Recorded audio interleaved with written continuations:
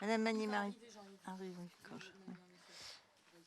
Madame Magny-Marie-Thérèse présente. Monsieur Jean-Michel Marin. Madame Colette Fauveau. Monsieur Rudy Bardy. Madame Anne-Marie Delcroix. Monsieur Alain Deruche. Madame Nathalie Lizac.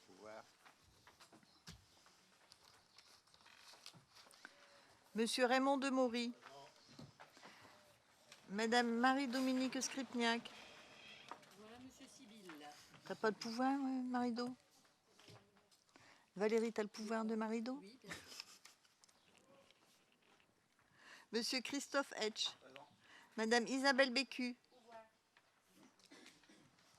Monsieur Eladio Rojas. Madame Marie-Claire Slomiani.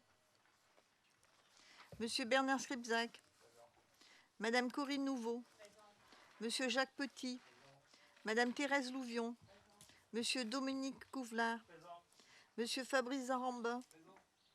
Madame Isabelle Novicki. Monsieur Christian Chollet. Madame Delphine Delannoy. Monsieur Sylvain Papin. Madame Michel Bonenfant. Monsieur Enrico Boticchio. Merci.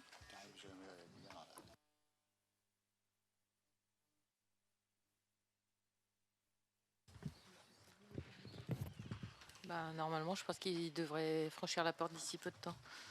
Bien. On poursuit avec le compte-rendu du dernier conseil municipal. Y a-t-il des observations sur ce compte-rendu? Oui, simplement vous dire que je pense que vous appliquez un peu le tri sélectif au niveau de ces comptes rendus parce que j'avais émis une remarque concernant le label au niveau des terrains qui n'a pas été repris. Concernant le label. Le label? Oui. J'entends rien du tout. Oui. Qui n'a pas été repris. J'avais posé une question concernant l'aire d'Aucher. Je me oubli. Je me retourne vers Gaël.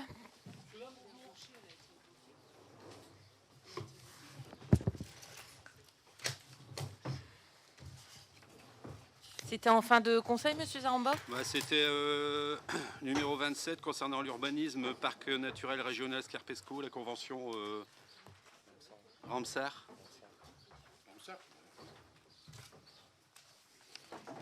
Sur le point 27.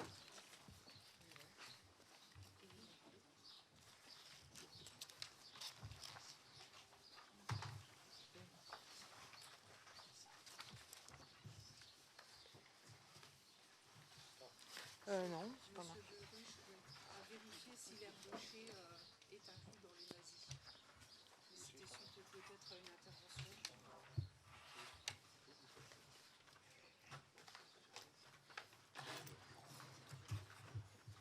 On va regarder monsieur Zaramba parce que j'ai pas mémoire de ce truc-là, donc on va reprendre la conversation et du dernier conseil et on le rajoutera si nécessaire.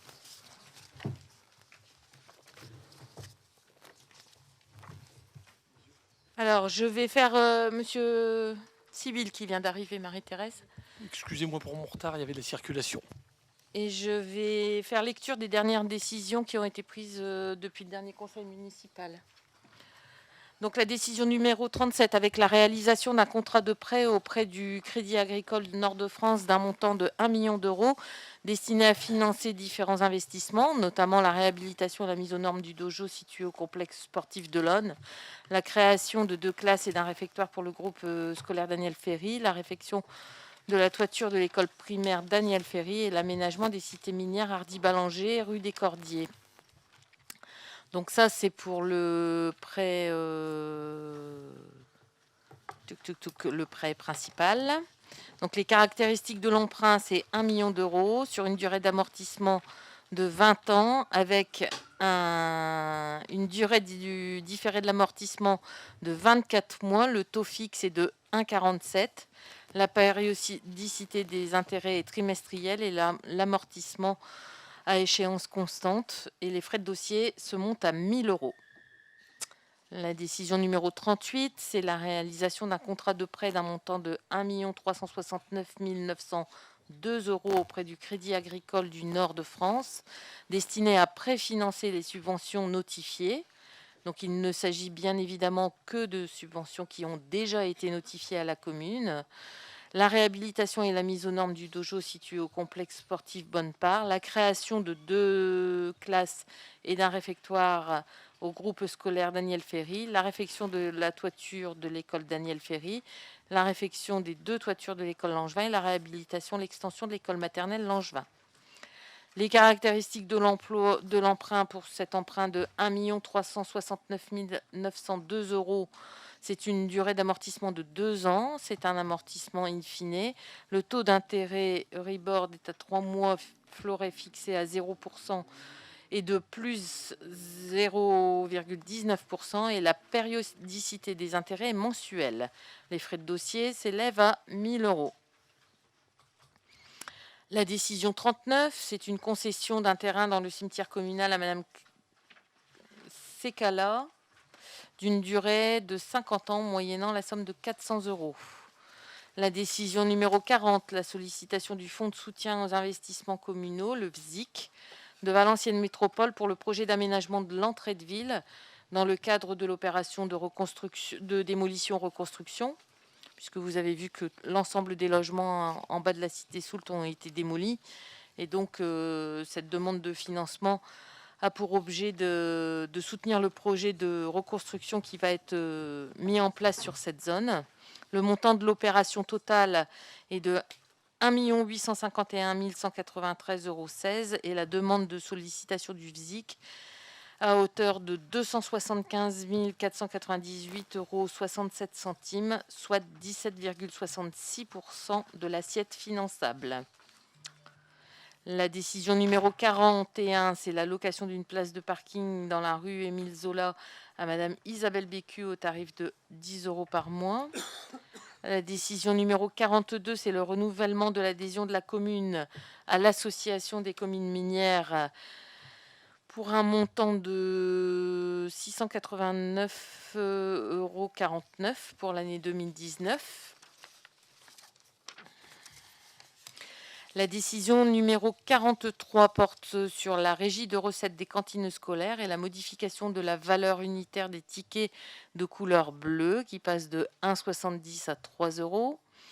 La décision numéro 44, c'est la levée de l'option d'achat prévue au crédit bail conclu auprès de la société Johan Dir Financial portant sur la tondeuse pour les espaces verts avec l'option d'achat de ce matériel qui est réalisée pour la somme de 328,80 €.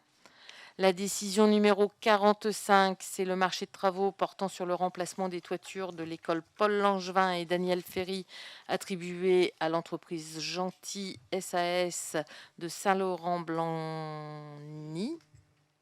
Il y a une erreur de frappe. Le montant des travaux s'élève en tranche ferme pour l'école Ferry sur le bâtiment numéro 1 à 99 918,33 €, tranche optionnelle école Langevin, bâtiment D et B, 190 283,79 €, soit un total hors taxe de 290 202,12 €. Pour rappel, il s'agit donc du désamiantage des toitures des écoles et des financements qu'on avait eus dans le cadre de la dotation politique de la ville. C'est ça ? Les décisions 47, 48, 49 et 50 portent sur la sollicitation du département du Nord dans le cadre de la répartition des produits d'amende de police. Donc, on a sollicité ces subventions donc, pour la pose d'un coussin berlinois et de balisettes auto-relevables dans la rue Lucien Barbier. Une subvention sollicitée à hauteur de 2 568,75 €. Soit 75% du montant hors taxe de l'opération qui est estimé dans sa globalité à 3 425 €.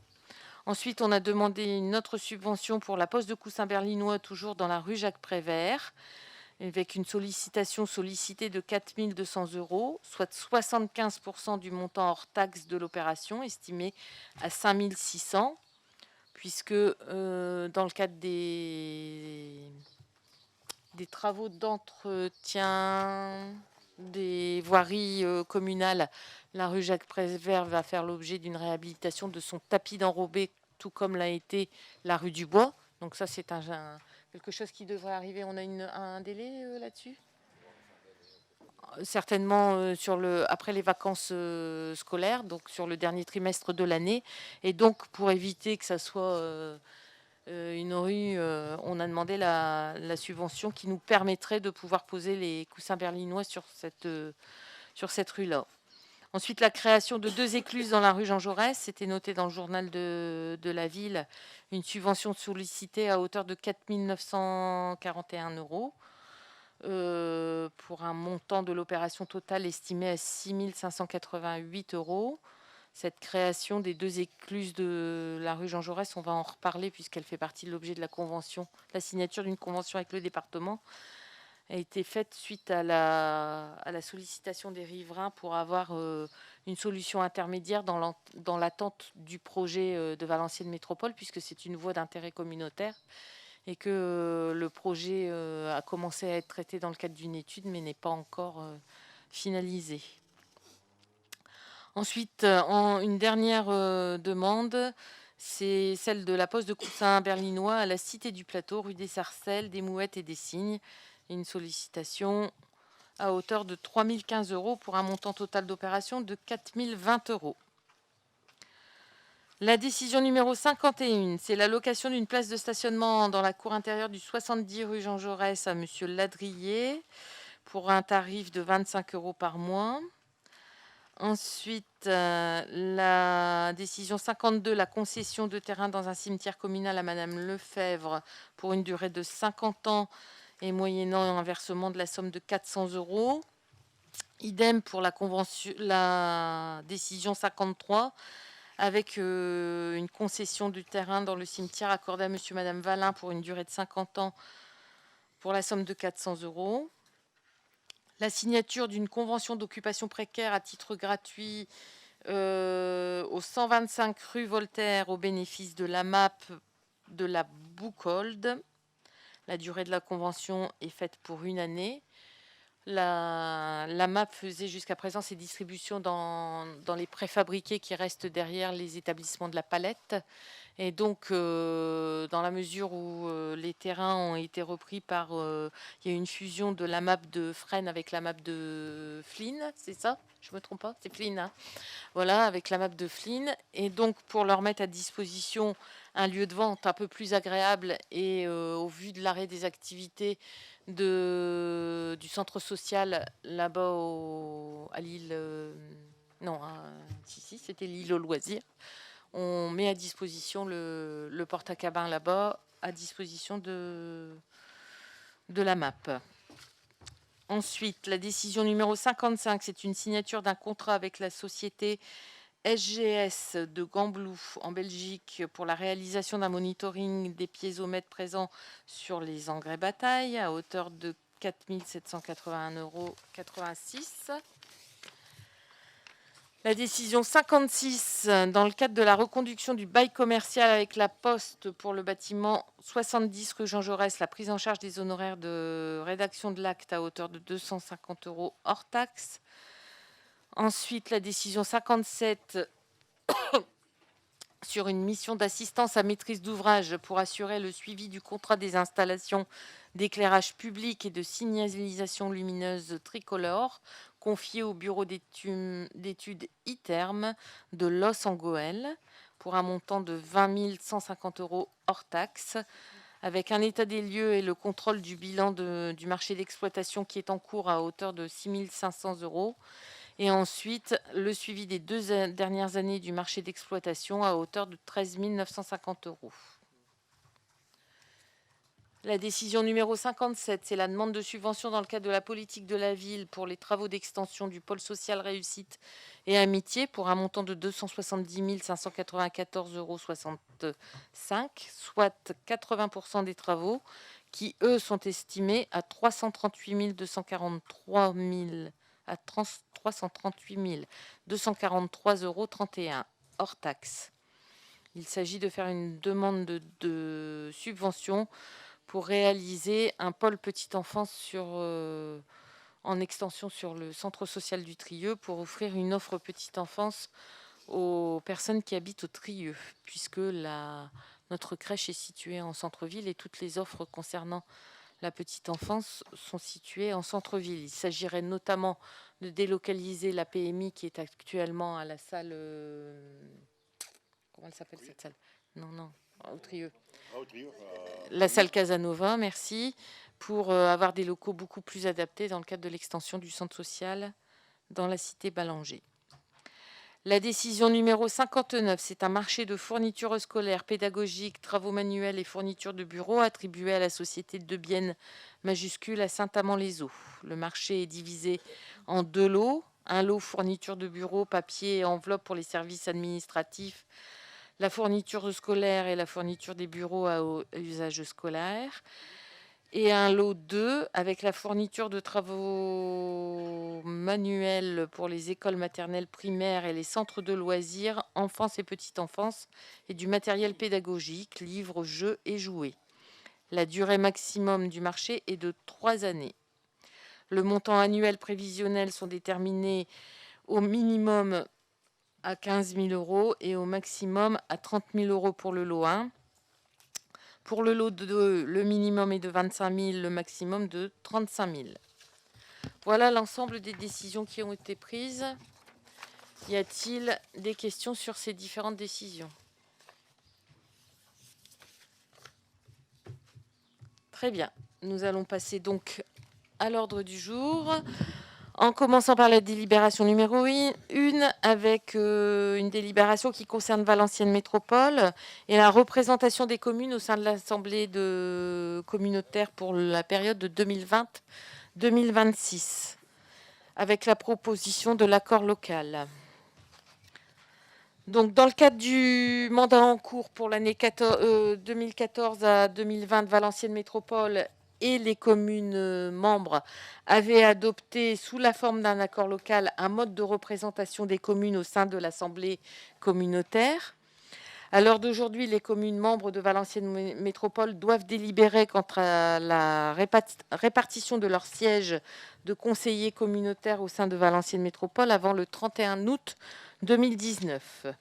Alors, 2 possibilités, la règle du droit commun ou la règle de l'accord local.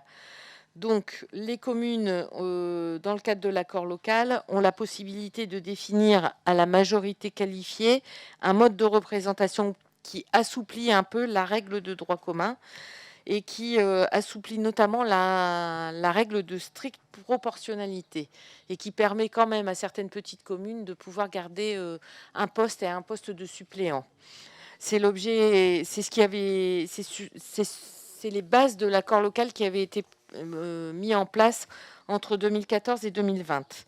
La concertation engagée entre les communes et la communauté d'agglo conduit néanmoins à soumettre tous ces accords à chacun des conseils municipaux. Et donc, vous avez la liste des communes de Valenciennes Métropole ainsi que l'accord local qui était prévu en 2014-2020 et l'accord local qui est prévu en 2020-2025, en sachant que, a priori, il n'y a aucune modification entre l'accord de 2014 à 2020 et celui de 2020 à 2026. Donc, il est demandé dans ce cadre au conseil municipal d'approuver la représentation des communes et de faire en sorte que cette représentation puisse s'appliquer sur le prochain mandat entre 2020 et 2026, sous réserve évidemment de son adoption à la majorité qualifiée de l'ensemble des communes et aussi de la validation par arrêté préfectoral, bien évidemment. Y a-t-il des questions par rapport à cette délibération? Je mets aux voix. Qui est contre? Qui s'abstient? Je vous remercie.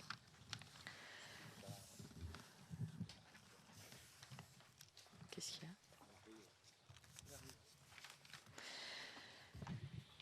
Donc, la délibération numéro 2, l'administration générale et le CISPD, et notamment la partie concernant la prévention de la radicalisation et le renforcement du dialogue entre l'État et les maires.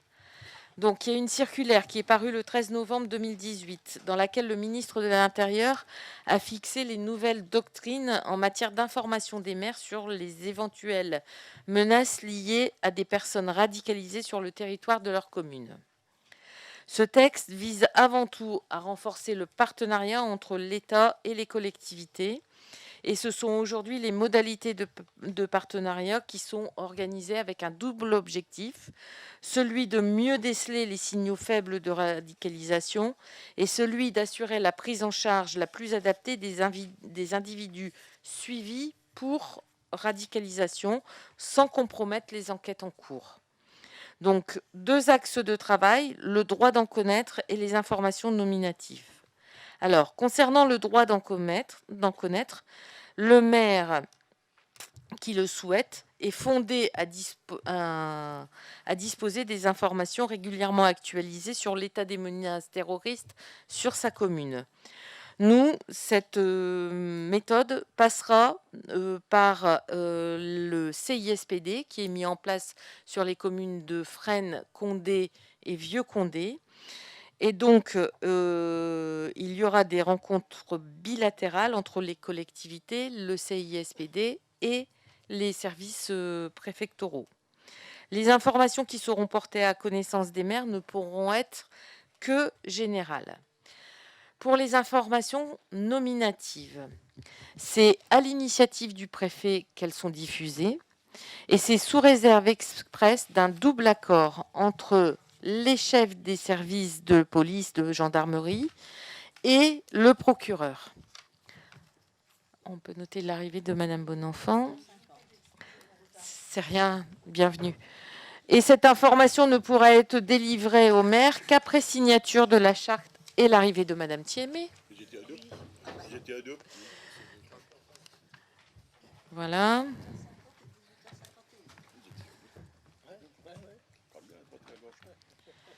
Donc, pour cette information nominative qui fait l'objet de prérogatives de la part du préfet et de la part des autres autorités d'instance que je vous ai citées, il faut que les maires aient signé une charte de confidentialité. Et cette charte de confidentialité, elle est bien évidemment co-signée entre les deux parties, l'État et la collectivité. C'est donc l'objet de cette délibération, qui précise quand même dans son texte que tout manquement aux clauses de confidentialité conduirait à l'interruption des échanges d'informations. Donc, c'est dire le souhait de l'État de rester dans la confidentialité sur ces actes. La commune souhaitant évidemment renforcer son partenariat avec les services de l'État dans la lutte contre la radicalisation, propose donc à l'Assemblée de confirmer sa volonté d'adhérer au dispositif par l'intermédiaire du CISPD, de transmettre donc à l'État les coordonnées du référent du CISPD qui pourra faire le lien entre les services de l'État et la commune, et les communes, puisque nous, il s'agit d'un CISPD, et de créer, dans le cadre du CISPD, un groupe de travail très restreint qui permettra d'échanger sur la déclinaison locale de la charte de confidentialité qui va être mise en place, et de m'autoriser, bien évidemment, à signer cette charte de confidentialité. Voilà un peu l'objet de cette délibération. Y a-t-il des questions particulières? S'il n'y a pas de questions particulières, je vous propose de passer la délibération. Qui est contre? Qui s'abstient? Je vous remercie. La délibération numéro 3 est directement dans la lignée de la délibération numéro 2, puisque pour permettre la déclinaison locale de la charte de confidentialité, il y a nécessité d'instaurer un règlement intérieur du CISPD qui reprend toutes les modalités de fonctionnement de ce dernier, et notamment celles en matière de prévention de la radicalisation. Comme ce n'était pas fait jusqu'à présent, l'objet de la délibération numéro 3 est donc de se prononcer sur le règlement intérieur du CISPD qui a été ici annexé à la délibération et que vous avez pu consulter tranquillement dans la durée légale de transmission du Conseil. Y a-t-il des demandes d'information? Je mets aux voix cette délibération. Qui est contre? Qui s'abstient? Je vous remercie.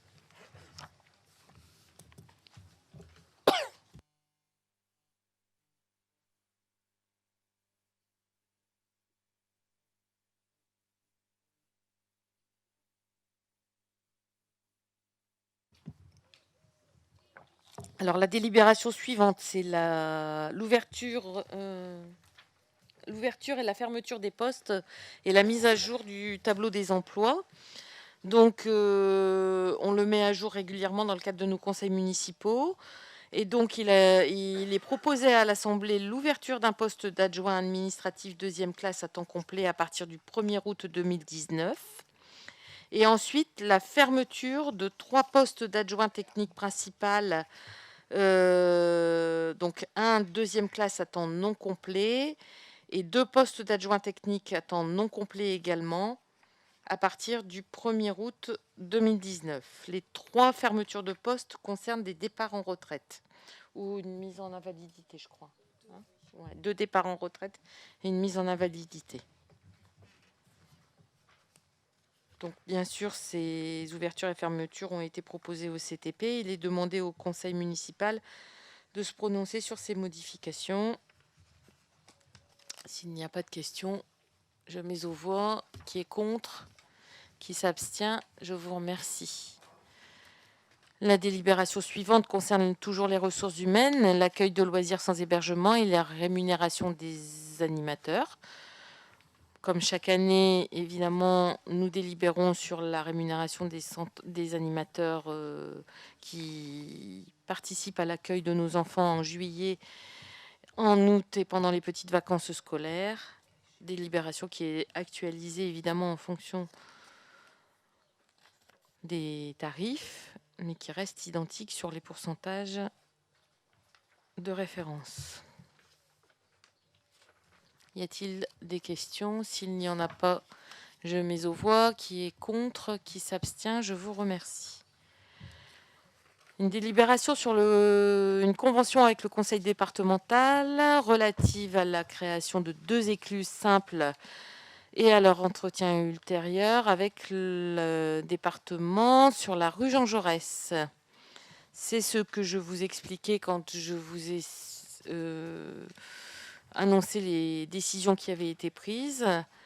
Nous avons, suite à la demande de riverains, fait une demande au département pour aménager de façon provisoire 2 écluses. Donc vous avez eu les plans ainsi que la situation géographique, etc. 2 écluses pour tenter de limiter la vitesse sur la rue Jean Jaurès, en plus des radars pédagogiques qui ont été installés et dans l'attente d'avoir l'annonce officielle de la rénovation complète de la rue Jean Jaurès entre Écopont et La Poste, qui interviendra certainement un peu plus tard, puisque c'est une compétence qui revient à Valenciennes Métropole. Donc on a eu quelques retours suite à la diffusion de cette annonce dans le journal. L'ensemble des riverains qui nous ont fait les retours ont été reçus et vus par le directeur des services techniques ici présent. Réponse a été apportée à tout le monde. Et donc l'objet, c'est de valider cette convention. Monsieur Papin. Oui, pour revenir sur ce que vous disiez, les radars pédagogiques ont un effet qui est assez sympathique, hein, puisque pour habiter juste à côté d'un, je vois les gens normaux ralentir. Ouais. La difficulté maintenant, c'est la nuit. Et là, c'est pour que Jean-Yves est là, je vais lui demander. C'est devenu une piste d'essai, moto, auto. Parce que c'est bien, c'est qu'on affiche la vitesse. Alors, on a le commissariat de Condé qui sont super agréables, se déplacent régulièrement pour faire des contrôles anciennement barils, pour pouvoir verbaliser les gens qui partent travailler le matin. Ouais. J'ai pu en faire partie 2 fois, 3 km au-dessus. C'est super sympathique. Par contre, s'ils pouvaient faire la même chose la nuit, mettre un effectif et mettre un radar la nuit, je pense qu'ils auraient des surprises sur la vitesse parce que c'est balèze. On va le redemander, monsieur Papin. Franchement, mais qu'ils ne viennent pas le matin pour prendre ceux qui partent travailler. Hein. Ouais, mais voilà. C'est pas moi qui choisis et qui leur dit de venir tel jour à telle heure. Mais en tous les cas, je demande des contrôles réguliers. Après, je maîtrise pas les gens qui font ça la nuit, le matin dorment. Oui, je sais. Donc c'est pas eux qu'on va embêter, on va embêter ceux qui Je sais partagent. bien, mais je ne suis pas, j'ai pas l'autorité compétente. J'ai l'autorité de réclamer et de demander. C'est ce qui est fait. Malheureusement, je ne maîtrise pas forcément Ouais. les horaires auxquels ils viennent. Mais si Mais on peut ceci étant, les on va le aiguiller un petit signaler, peu. bien Ouais, tout à évidemment. fait. Voilà. Ça Merci. sera fait. Sur la convention pour la rue Jean Jaurès, est-ce qu'il y a des observations spécifiques? S'il n'y a pas d'observation, je mets aux voix cette délibération. Qui est contre? Qui s'abstient? Je vous remercie. Alors, la délibération numéro 7 concerne l'urbanisme et la vente à la commune à M. Gaylord-Montier du 168 et 172 rue Edgar-Loubry. Donc, vous savez qu'en date du 30 juin 2016, le conseil municipal a approuvé l'acquisition d'un ensemble de 2 habitations qui étaient situées 168 et 172 rue Edgar-Loubry, dans l'optique de pouvoir mettre en œuvre le projet d'extension de l'école Paul Langevin qui se situe au numéro 172 de la rue Edgar-Loubry. Donc l'idée d'acheter ces 2 habitations pour la commune n'était pas d'en faire des biens locatifs, mais de récupérer le terrain et les jardins qui sont derrière pour pouvoir donner vie au projet de l'extension de l'école Langevin. À ce jour, donc, nous n'avons plus besoin des 2 habitations qui sont en bordure de rue, et donc nous avons souhaité mettre à la vente ces 2 habitations. La valeur vénale de cet ensemble a été estimée à environ 40 000 € et nous avons eu en date du 14 mars 2017 une offre d'acquisition par M. Montier-Gaylord qui propose d'acquérir cet ensemble au prix de 35 000 € hors frais. Et ensuite, nous avons eu une seconde offre le 9 avril 2019 au prix de 30 000 €. À la parution du conseil municipal et de l'envoi du conseil municipal, et en date du 21 juin, une dernière offre a été faite par le deuxième acquéreur à hauteur de 35 500 €. Le conseil ayant été envoyé dans les boîtes aux lettres, je n'y ai pas donné suite. La proposition qui vous est faite aujourd'hui est donc d'attribuer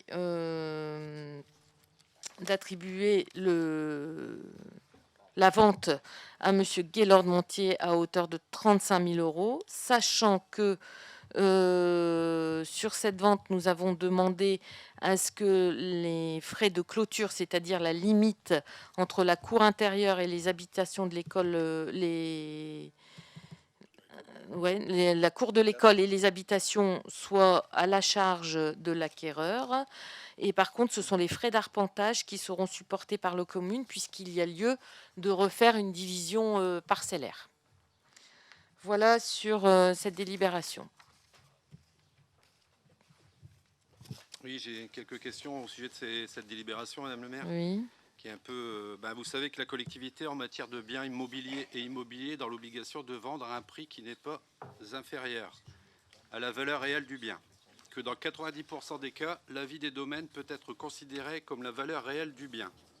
Et dans ce cas, la commune ne peut vendre à une valeur inférieure, sauf en cas de contrepartie, c'est-à-dire l'engagement de l'acquéreur à réaliser des équipements publics, de créer des emplois pendant une certaine période, etc. etc. D'où mon questionnement. Peut-on estimer que les frais de clôture pris par l'acquéreur sont une contrepartie? Oui.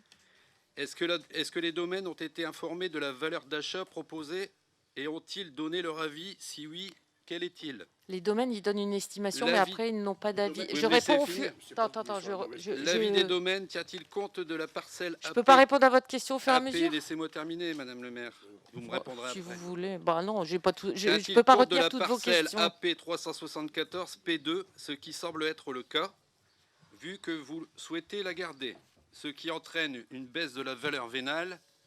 Dans ce cas, l'avis des domaines devrait être redemandé sur la partie uniquement destinée à la vente. Et votre délibération proposée ce soir serait éligible et devait être remise à un prochain conseil municipal, une fois la nouvelle estimation effectuée.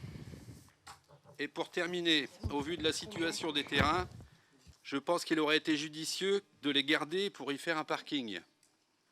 Merci.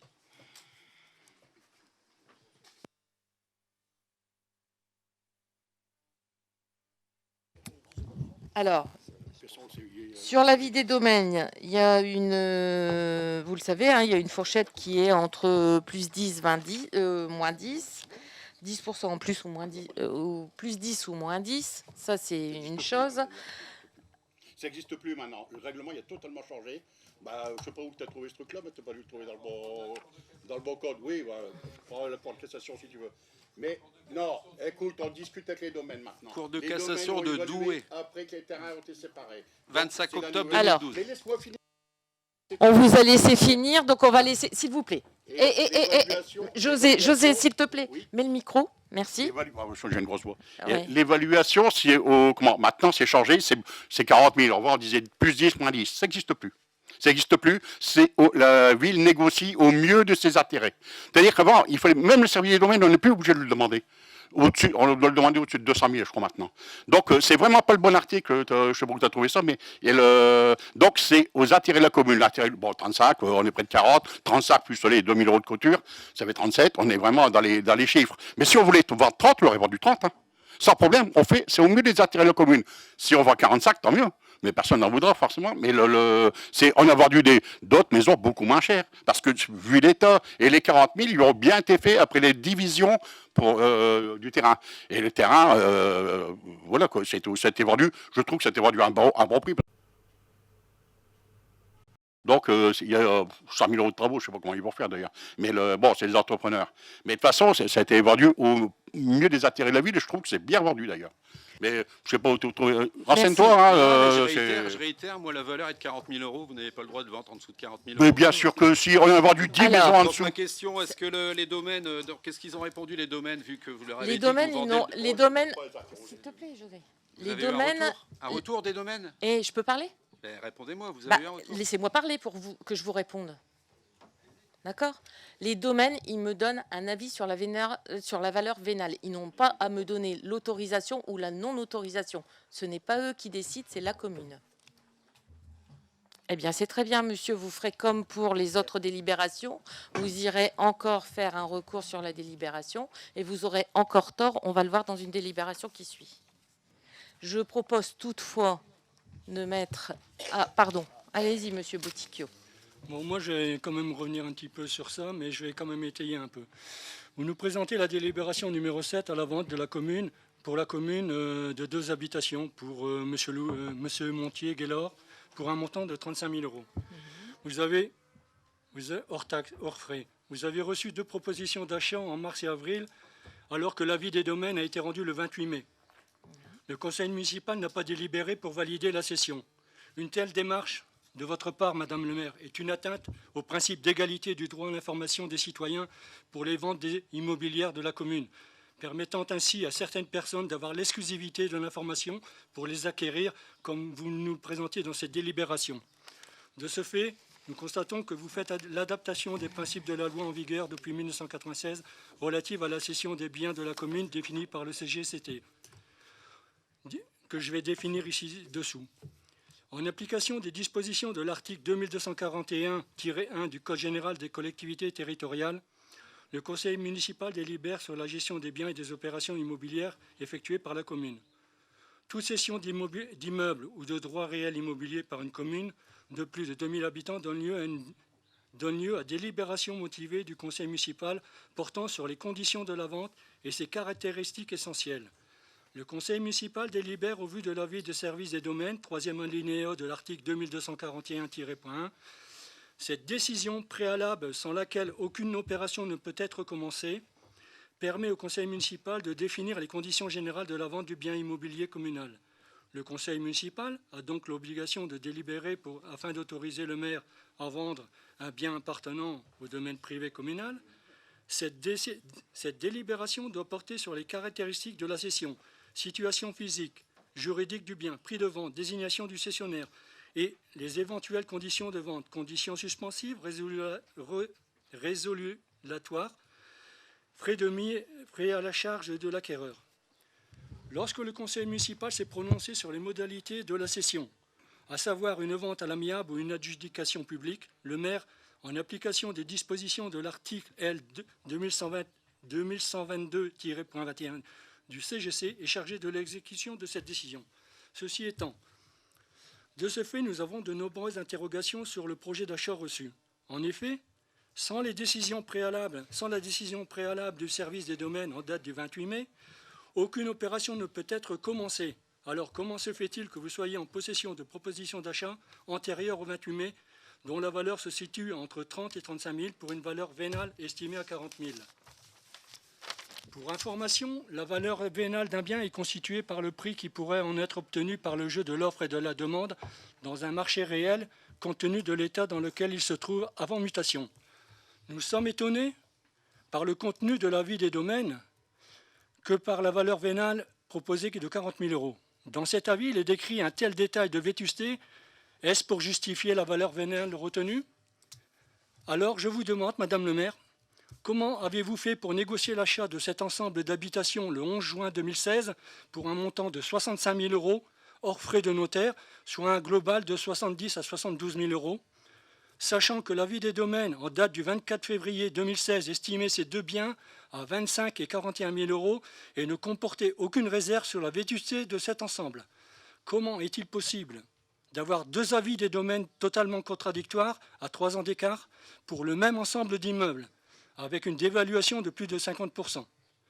Pour terminer, je reprendrai un petit peu le texte de Fabrice. Au regard des principes constitutionnels applicables au droit de propriété, la cession par une commune d'un bien pour un prix inférieur à sa valeur ne saurait être regardée comme méconnaissant le principe selon lequel une collectivité publique ne peut céder un élément de son patrimoine à un prix inférieur à sa valeur à une personne poursuivant des fins d'intérêt privé. Comment justifiez-vous de vendre un bien 35 000 alors que vous l'avez payé plus de 35 000?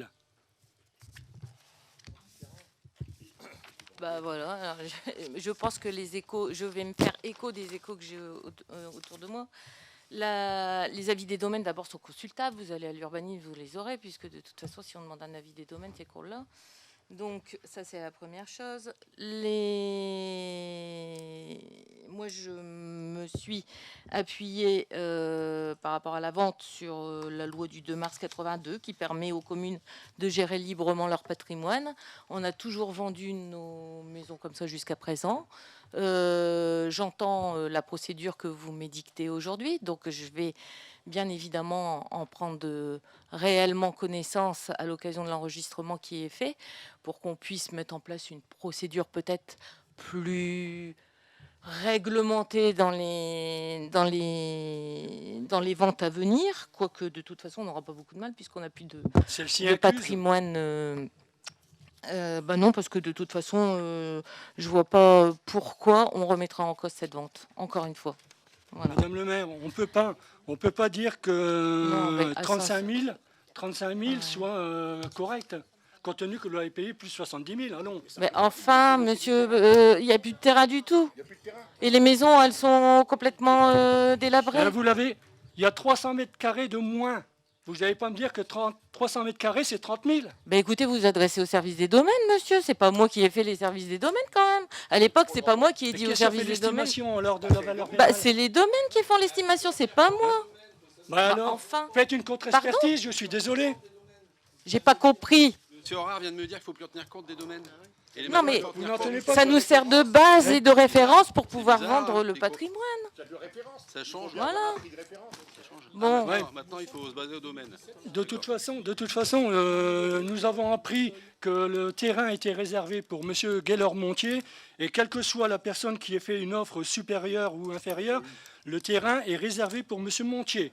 Dixit, M. Henrard. Vous l'avez dit à la personne qui a fait l'offre à 30 000. Oui, parce que c'est 35. C'est le plus offrant. C'est pas plus offrant. Non. Alors, on va situer les choses. Lorsque cette personne a demandé à visiter l'habitation, je ne sais pas qui l'a accompagné, mais la personne qui l'a accompagné du service communal, de la mairie, a dit « Faites une offre à 30 000, vous aurez le bien ». Si le gars s'est foutu de sa gueule, s'il a employé, moi j'ai rien à voir s'il a employé. Monsieur Henrard, je veux bien. Quel employé, on peut savoir? Je veux bien. Monsieur Henrard, vous avez reçu cette personne, Monsieur Pisano, je crois. Je l'ai reçu la semaine dernière. Je ne l'ai pas reçu. J'étais à l'urbanisme. Il était venu parce qu'il a été débouté, sur l'offre. Hein. Il Ceci a est été compréhensible. débouté sur une offre à 30 000 alors qu'il y avait une... Alors- S'il te plaît, José, laisse-moi répondre. Il a été débouté sur une offre à 30 000 alors qu'il y avait une offre à 35 000. Voilà. Bon, il a fait, Donc il a moi, fait- je me suis basée là-dessus et je demandais, quand il a appris qu'il y avait une offre à 35 000, il a dit, je vais faire une offre à 36 000. Et en fait, il n'a même pas fait d'offre à 36 000. Il m'a fait une offre à 35 500. Le conseil était parti, la délibération était partie et sans cette cette délibération peut contre-proposition, être reportée. je ne vois pas l'intérêt de la reporter puisque de toute façon, à ce moment-là, on va sans arrêt surenchérir. Donc à un moment donné, non, il parce faut qu'il y a des bien que la modalités. date, elle soit... S'il vous plaît, laissez-moi répondre. Il faut Excusez-moi. bien qu'à un moment donné, la date de clôture, elle soit faite. Moi, j'ai considéré que comme le conseil municipal avait été envoyé et que la délibération allait être exposée au conseil municipal, j'ai moi-même reçu M. Pisano et je lui ai dit que je ne prendrais pas en compte son offre à 36 000 euros, qui n'est pas 36 000 euros, mais qui est 35 500 euros, puisque la délibération, elle était déjà prise. Et que par conséquent, je lui avais d'ailleurs envoyé une réponse négative. Moi, je maintiens qu'il y a du favoritisme et qu'il n'y a pas eu d'informations données sur cette mise en vente. Alors, qu'il n'y ait pas eu d'informations données sur la mise en vente, puisque ça a été fait par le bouche à oreille, je veux bien encore le concevoir. Mais qu'il y ait du favoritisme, je principe. ne vous accorde pas par rapport à ça. Ah si. Vas-y. Madame le maire, moi j'ai une petite... parce que vous avez abordé le sujet. Comment la mairie vend actuellement une maison? Est-ce qu'on passe par des agences immobilières? On l'avait abordé, je m'en souviens que Delphine à l'époque avait posé la question il y a 3 ou 4 ans. On devait être en 2000, je pense, début de votre mandat, en demandant si c'était pas possible que les agents immobiliers puissent faire surenchérir sur la vente des biens immobiliers communaux, puisque ça fait plus de trésorerie pour la commune. Et sur celle qu'on a mis là, est-ce qu'on avait mis une date de clôture de dépôt ou pas? Il n'y a pas de modalité de mise en place. Attends, j'entends pas.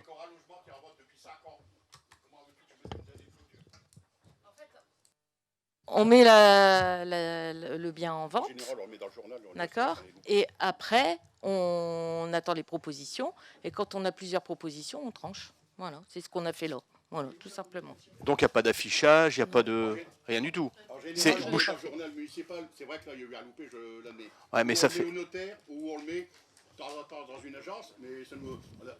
Non mais je pense que vous pourriez comprendre que ça pourrait laisser penser à une... Oui, d'accord. Voilà, Je comprends dans la- que ça peut dans- laisser... dans la forme, hein. Je peux comprendre que ça puisse laisser penser à du favoritisme.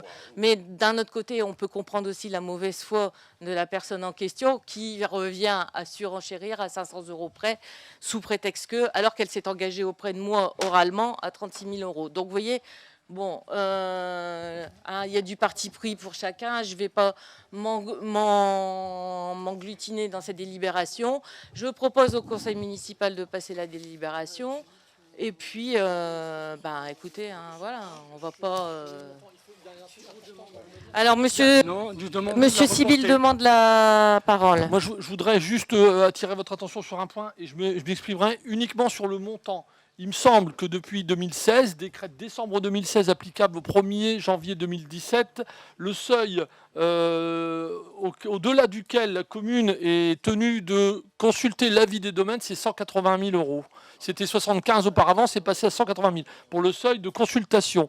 De plus, sous réserve qu'il n'y ait pas de prix dément, l'avis n'est que consultatif. C'est écrit dans le décret.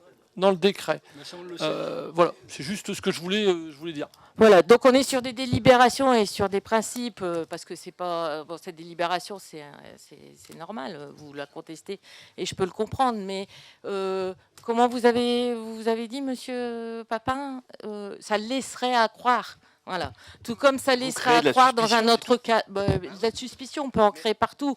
Vous savez, on a laissé créer de la suspicion sur de l'achat de mobilier, on a laissé créer sur plein de choses. Donc, on peut tout prendre au cas par cas dans la mairie et laisser de la suspicion. Moi, j'estime que je gère la mairie quand même, alors je ne vais pas dire en bon père de famille, puisque je suis maire MAIRE, mais c'est le terme approprié. Et donc, voilà, je propose au conseil municipal de mettre aux voix Je tenais Et à dire quand même que de... moi, il n'y a aucune suspicion de venant de ma part. Hein. C'est juste une contestation de la délibération. Ça va. Hein. Ok, merci. Oui, moi simplement une petite remarque. Mhm. On a effectué aussi une session il y a quelque temps aussi d'une Mhm. maison et on nous a dit de toute façon on va accepter cette offre puisque c'est la seule offre. Bah, il y a Mais eu si une... vous ne faites ouais. pas de publicité et que vous n'encouragiez les gens à On va- finalement faire des offres plus importantes et si vous prenez la première offre... On est d'accord, Madame Bonenfant. Voilà, Donc, je du comprends coup... pas parce que l'intérêt de la commune, elle n'est pas là. Hein. D'accord. Donc, du coup, on est bien d'accord et on va remettre en place, c'est ce que je disais, une procédure plus adaptée pour la vente des futurs biens de la commune. Sur ce, je mets aux voix cette délibération. Qui est contre? Non, on demande Non, non. que la délibération soit reportée. Non, je n'ai pas de raison de la reporter pour l'instant. Voilà. Notez dans le compte rendu qu'on demande le report de cette délibération. Oui, ça sera noté, Non, monsieur. s'abstient. La suspicion. Bah, de toute façon, vous me soupçonnez de tout, monsieur Boticchio, donc forcément, vous pouvez. Allez. Qui est contre? Qui s'abstient? Je vous remercie. Une abstention. Oui.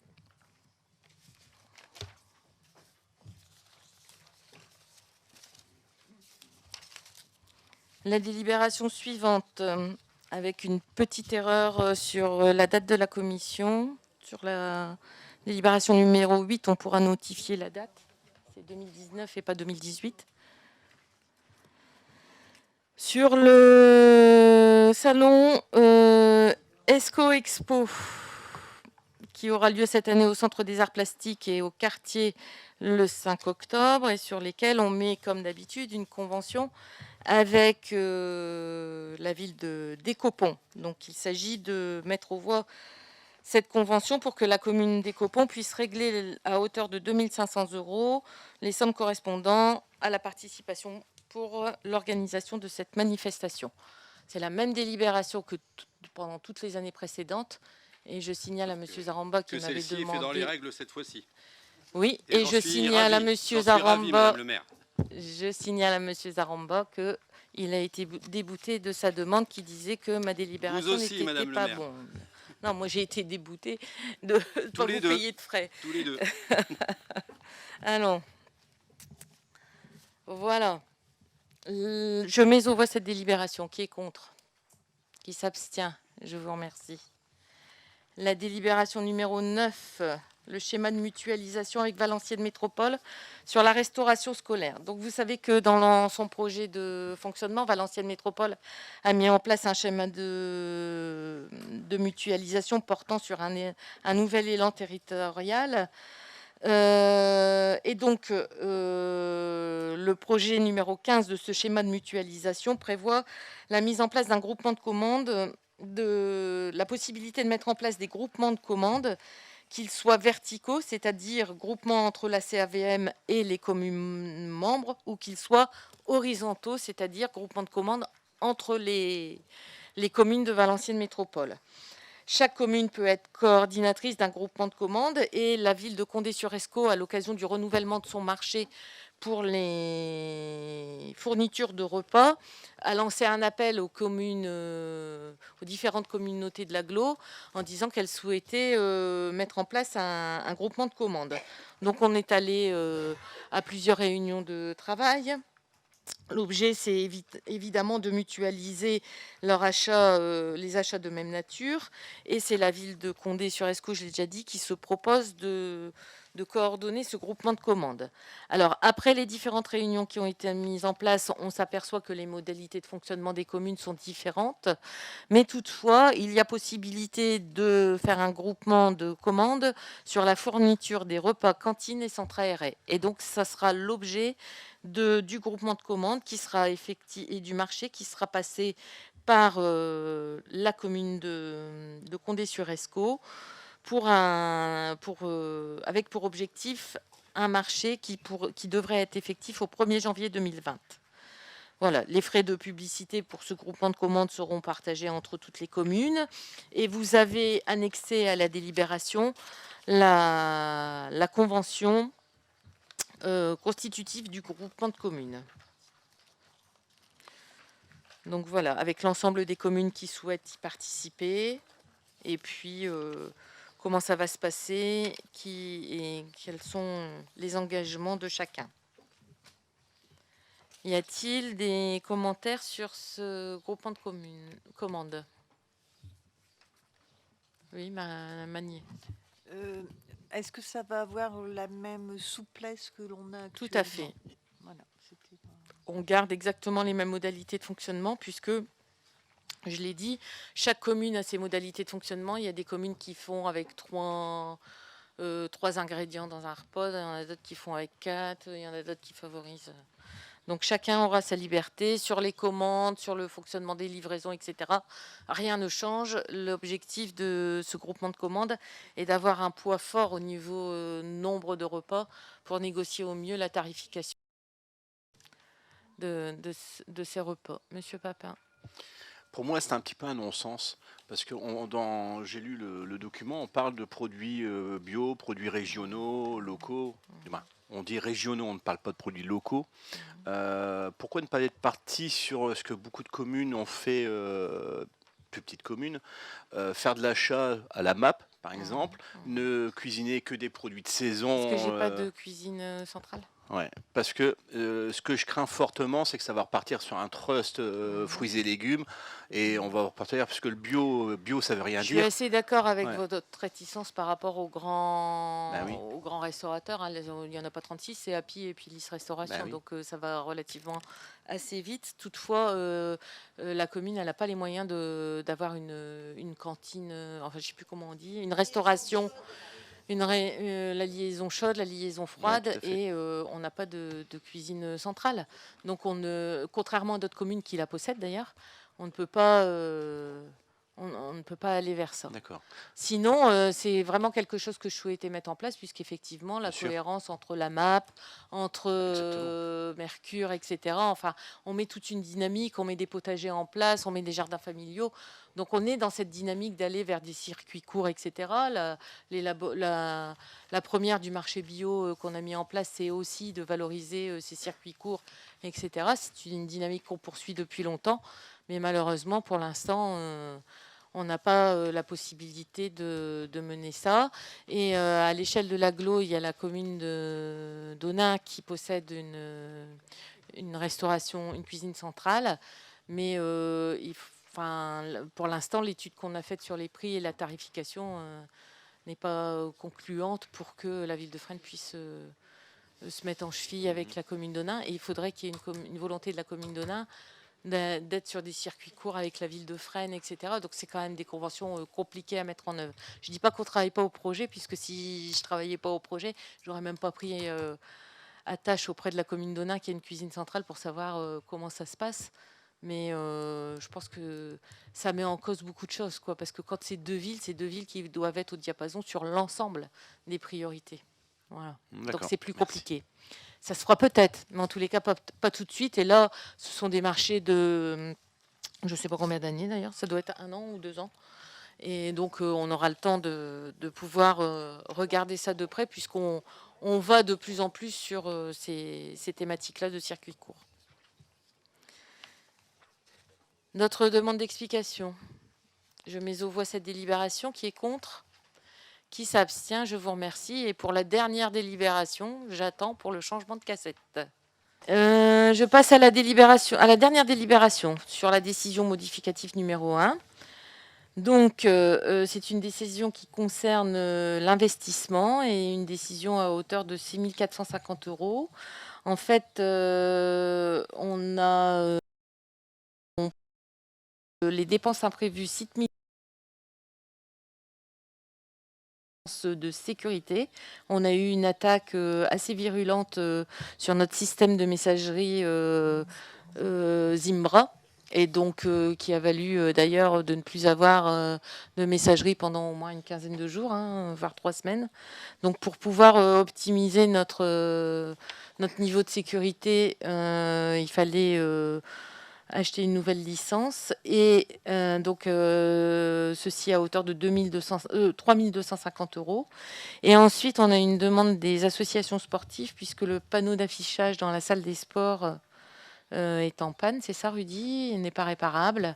Et donc on n'avait pas prévu cet investissement cette année au budget, mais comme c'est une nécessité pour les associations, Rudy a fait différents fournisseurs et donc on part sur l'achat d'un panneau d'affichage à hauteur de 3 200 € à peu près. Voilà.